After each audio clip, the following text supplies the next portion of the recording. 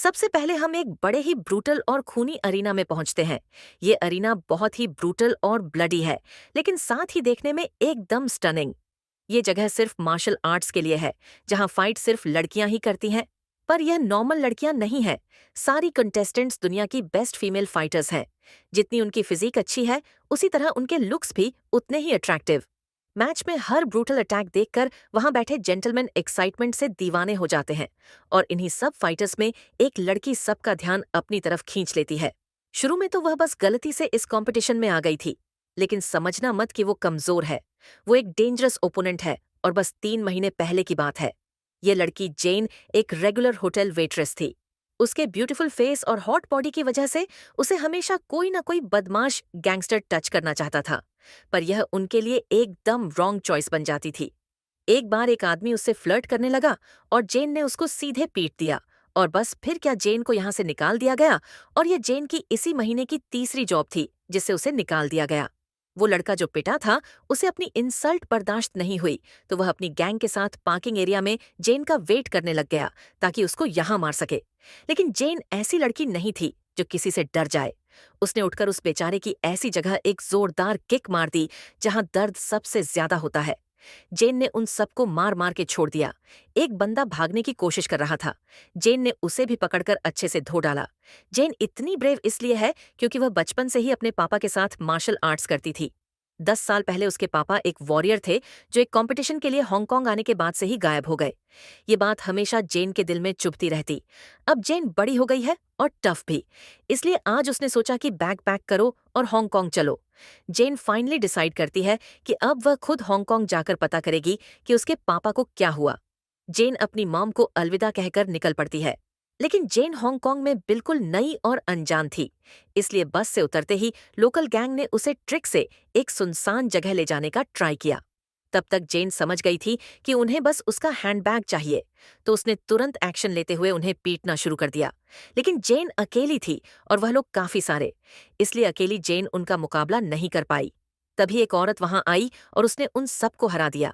जेन को धुंधला सा दिख रहा था, इसलिए वह उस औरत को सही से देख नहीं पाती। जब जेन की आंख खुलती है तो वह खुद को एक टेम्पल में पाती है। जिसने उसे बचाया था वह और कोई नहीं, मास्टर सू थी, जो हांगकांग में वुदंग सेट की एक गुरु थी। रिकवरी के टाइम जेन उसकी काफी मदद करती है। वह उसके लिए टेम्पल को अच्छे से साफ कर देती है, जो काफी वक्त से साफ नहीं हुआ था। मास्टर सू ने यहाँ की सफाई के लिए कुछ लोगों को भी लाया था, लेकिन वह भी यहाँ आकर सिर्फ टाइम पास करके चले जाते। जेन को यहाँ एक मरी हुई चिड़िया मिलती है। जेन उस पर बहुत दुखी होती है और मास्टर सू जेन को चुपचाप देख रही होती है। अब तुम्हें एक पुरानी बात बताता हूँ। 5 साल पहले मास्टर सू ने भी एक अंडरग्राउंड फाइट में हिस्सा लिया था। फाइनल मैच में उसका सामना हुआ था एक शॉलिन लड़की वाई से। दोनों की फाइट इतनी जबरदस्त थी कि विनर डिसाइड ही नहीं हो पाया।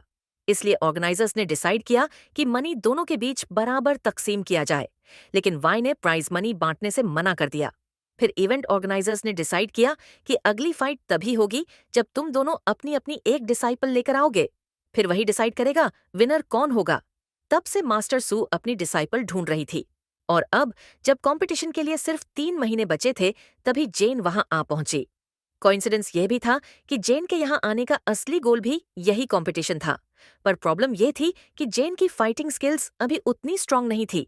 अगर वह कंपटीशन में गई तो उसकी मौत पक्की थी। ये सुनकर जेन निकलने ही वाली थी।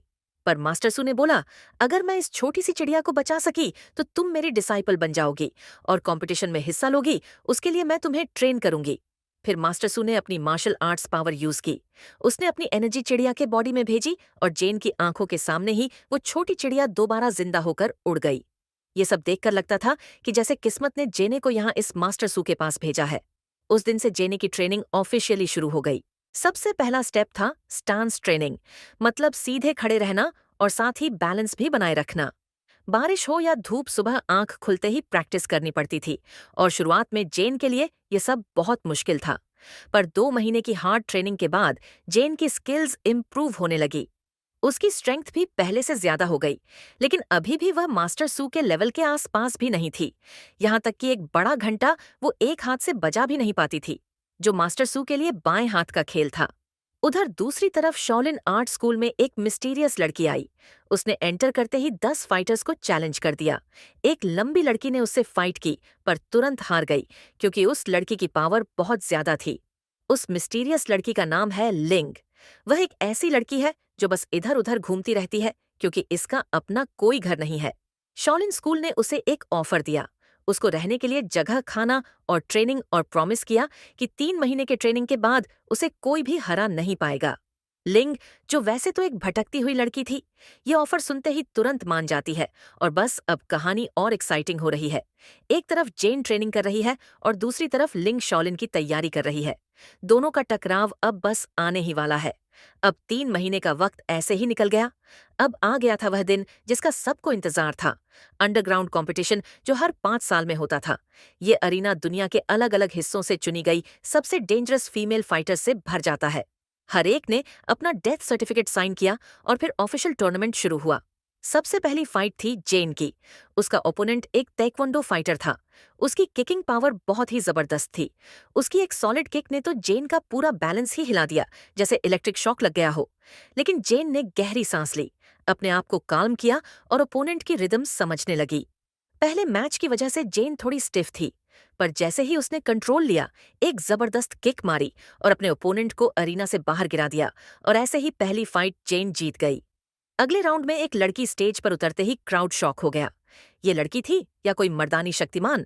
बॉडी पूरी तरह से अल्फा मर्द वाली, लेकिन उसकी ओपोनेंट है एक सिंपल सी काम लुकिंग लड़की। सबको लगा ये इजीली हार जाएगी, पर एक ही पंच में उसने उस बड़ी फाइटर को गिराकर सबको शॉक कर दिया। अरीना में हर फाइट अपना अलग ही रंग दिखाने लगी। हर कोई अपनी स्पेशल स्किल के साथ फाइट कर रही थी। इसी वक्त जेन को सच में समझ आया कि अरीना का टेंशन कितना ज्यादा है, और सबसे ज्यादा डर जेन को तब लगा जब एक खतरनाक फाइटर स्वेटर रिंग में आई। वह इतनी क्रूल थी कि ओपोनेंट ऑलरेडी गिर गया था, पर फिर भी उसने मारना बंद नहीं किया। उसने ओपोनेंट का सिर पकड़कर ब्रूटल पंचेस मार मार कर उसको खत्म कर दिया। और आज का लास्ट मैच था लिंग का, जो शाओलिन को रिप्रेजेंट कर रही थी। उसकी अपोनेंट थी एक इजरायली फाइटर। लिंग ने अपनी असली फाइटिंग स्किल्स दिखाई और उस इजरायली लड़की को एरिना से बाहर फेंक दिया, और ऐसे पहला राउंड उसने जीत लिया। विनर्स को थोड़ा रेस्ट दिया गया, लेकिन जेने ने रेस्ट करने के बजाय एक और काम करना था। उसने पहले जिन लोगों से अपना वॉलेट खो दिया था, उन्हें ढूंढ निकालने की सोची। अपने सीखे गए मार्शल आर्ट्स मूव्स यूज करके उसने उन्हें पीट दिया और अपने फादर का फोटो वापस ले लिया। पर प्रॉब्लम यह थी कि यह सब एक्शन मास्टर सू ने देख लिया। वो गुस्से में थी कि जेन ने उसकी सिखाई गई स्किल्स को ऐसे थग्स पर वेस्ट किया, और गुस्से में सू ने जेन को टेम्पल से निकाल दिया। अब वह उसकी डिसाइपल नहीं रही। कंफ्यूजन में जेन सिर्फ अपने फादर का फोटो देखती रही। तभी उसे फोटो के पीछे एक बिजनेस कार्ड मिला, जो उसे अरीना में एक इवेंट ऑर्गेनाइजर के आदमी ने दिया था। तो जेन ने डिसाइड किया कि वह इस आदमी से अपने फादर के बारे में पूछेगी। होटल पहुंचने पर उसने अपने फादर की फोटो निकाली। उस आदमी का नाम था सांग। सांग ने फोटो देखी और तुरंत जेन के फादर को पहचान लिया। उसने बताया कि 10 साल पहले जेन के फादर भी इन्हीं कॉम्पिटिशन्स में पार्टिसिपेट करते थे, लेकिन फिर अचानक फाइनल मैच के पहले वह डिसअपियर हो गए, और आज तक किसी को नहीं पता क्यों। जेन ने और डिटेल्स पूछनी चाही, पर सांग चुप हो गया। अगले दिन शुरू हुआ सेकंड राउंड। इस राउंड में फाइटर्स को वेपन्स यूज करने की परमिशन थी। जैसे ही गोंग बजा, पहला मैच स्टार्ट हो गया। एक फाइटर जो व्हाइट क्लोथ्स में थी, स्पीयर लेकर अरीना में आई और तुरंत ही अपर हैंड ले लिया। उसका ओपोनेंट ननचक्स यूज कर रहा था, और ननचक्स सिर्फ क्लोज रेंज में काम करते हैं। व्हाइट क्लैड लड़की ने तुरंत अपना स्पीयर घुमाया और ओपोनेंट के शोल्डर में घुसा दिया, लेकिन अनएक्सपेक्टेडली उस ओपोनेंट ने अपनी डिसएडवांटेज को एडवांटेज बना लिया और एक जबरदस्त किक मार के व्हाइट क्लैड लड़की को बाउंड्री के बाहर उड़ा दिया। अब कहानी और भी गर्म हो गई है। एक तरफ जेन अपनी डिसाइपल वाली जगह खो चुकी है, और दूसरी तरफ कंपटीशन और भी ज्यादा इंटेंस होता जा रहा है। अब आती है जेन की बारी। उसका ओपोनेंट एक बड़ी सी तलवार लेकर आया। जेन ने भी उसी रेंज की सोर्ड चुन ली। दोनों सीधा एक दूसरे की तरफ दौड़ पड़े, लेकिन ओपोनेंट ज्यादा पावरफुल थी, इसलिए थोड़ी देर में जेन डिसएडवांटेज में आ गई। फिर भी उसने अपने ओपोनेंट के तेज अटैक्स का फायदा उठाया और एक ओपनिंग पकड़ के उसकी बैक पर स्लैश मार दिया। उसके बाद जेन ने तुरंत अगला मूव लगाया और ओपोनेंट को कंट्रोल में कर लिया। अब उसने उसे काउंटर करने का कोई चांस नहीं दिया, पर यहाँ ओपोनेंट उसके हाथ की तलवार तोड़ देती है। तभी जेन थोड़ी कंफ्यूज्ड थी कि अब मैं क्या करूं। तब उसे एक जोर का किक पेट में लगता है। ओपोनेंट फाइनल स्ट्राइक करने ही वाली थी कि जेन ने जल्दी से उसकी टूटी हुई सोर्ड का हिल्ट उठाया और सीधा उसके सिर पर फेंक दिया। उससे वह बेहोश हो गई। ऐसे करके जेन मुश्किल से बच गई और मैच जीत लिया। तीसरा राउंड स्वेटर और जेने की नई दोस्त कैसिडी के बीच हुआ। जैसे ही स्वेटर स्टेज पर आई, उसने अपनी तलवार एकदम कंटम्पट के साथ फेंक दी, जैसे उसे उसकी जरूरत ही ना हो, और वैसे भी वो खुद बहुत स्ट्रांग थी। सिर्फ एक पंच में उसने कैसिडी का हाथ डिसेबल कर दिया। फिर उसने उसे जमीन पर दबा दिया और बिना रुके ब्रूटल पंचेस मारने लगी। उस वक्त कैसिडी बाउंड्री के बाहर क्रॉल करके सरेंडर करना चाहती थी, लेकिन उस स्कार्ड औरत ने उसे एक चांस तक नहीं दिया। सबके सामने और खासकर जेन की आंखों के सामने स्वेटर ने अपनी तलवार से कैसिडी का गला काट दिया। ये जेन की एक लौटी दोस्त थी जिससे वह यहाँ बात करती थी। यह देखकर जेन बिल्कुल टूट गई और लॉकर रूम में जाकर पूरी तरह से ब्रेक डाउन हो गई, और उसके साथ उसका कॉन्फिडेंस भी टूट गया। अपनी दोस्त को सामने मरते देखकर जेन बिल्कुल शॉक हो गई। सबसे बुरा यह था कि उसका अगला ओपोनेंट स्वेटा ही थी। जेन अंदर से बहुत डर रही थी, लेकिन अपने आप को शांत करने की कोशिश कर रही थी। इस बीच बाहर लिंग अपना मैच लड़ रही थी। काफी टफ फाइट के बाद वह भी सेमीफाइनल जीत गई। तभी जेन ने अपने इमोशंस को कंट्रोल किया और दोबारा स्टेज पर आई। इस बार उसकी आंखों में सिर्फ डिटर्मिनेशन था। स्वेटा के अटैक्स के सामने भी वह बिल्कुल रिलैक्स दिखी, और फिर जेन ने कंटिन्यूअस अटैक्स स्टार्ट कर दिए। लेकिन स्वेटा की टफनेस देखने लायक थी। वो बिल्कुल पागल शेरनी की तरह आई, जेन को जमीन पर गिरा दिया और उसके ऊपर बैठकर किक्स और पंचेस बरसाने लगी। इतने स्ट्राइक्स के बाद जेन बिल्कुल बेहोश सी हो गई। सबको लगा जेन मर गई है, लेकिन तभी वह वापस खड़ी हो गई। ये देखकर स्वेटा और भी गुस्से में आ गई और सीधा उस पर कूद गई। लेकिन अब जेन एकदम बदल चुकी थी। उसने बिना रुके स्वेटा पर रूथलेस अटैक्स शुरू कर दिए। हर एक पंच, हर एक किक एकदम परफेक्ट लैंड हो रहा था, और इस बार उसने उसे कोई चांस नहीं दिया, और इसी तरह आखिर में स्वेटा हार गई। जेन की फाइट के दौरान पसलियां टूट गई थीं। जब वह वापस वेटिंग रूम आई तो संग भी वहां आ पहुंचा। उसने कहा कि तुम्हें अपने फादर का रास्ता फॉलो करना चाहिए। फिर उसने सच रिवील किया। जेन का फादर भी कभी फाइनल तक आया था, लेकिन खुद जीतने के लिए सैंग ने उसे ही मार दिया था, क्योंकि उसने बेट जेन के फादर के ओपोनेंट पर लगाई थी, और अब सैंग चाहता था कि वही चीज जेन के साथ रिपीट करे। लेकिन उसने देखा कि जेन ऑलरेडी बहुत कमजोर हो चुकी है फाइनल जीतने के लिए, इसलिए सैंग उसे छोड़ देता है। जख्मी जेन सीधा मास्टर सू के पास गई। उसने अपनी गुरु से विनती की, प्लीज मुझे हील करो ताकि मैं अपने फादर का बदला ले सकूं। लेकिन सू पहले मना कर देती है, क्योंकि वह चाहती थी कि जेन हमेशा रिवेंज के पीछे न भागे। पर फिर सू को अपना पुराना दर्द याद आया। सैंग ने उसके लवर को भी कभी मार दिया था। वह सब सच सू जानती थी, पर दिल के कोने में छुपा रखा था। इसी वक्त जेन ने अपने फादर की फोटो निकाली। उसके पीछे एक लाइन लिखी थी, शैतान को सबसे ज्यादा जरूरत होती है अच्छे लोगों को अंधा बनाने की।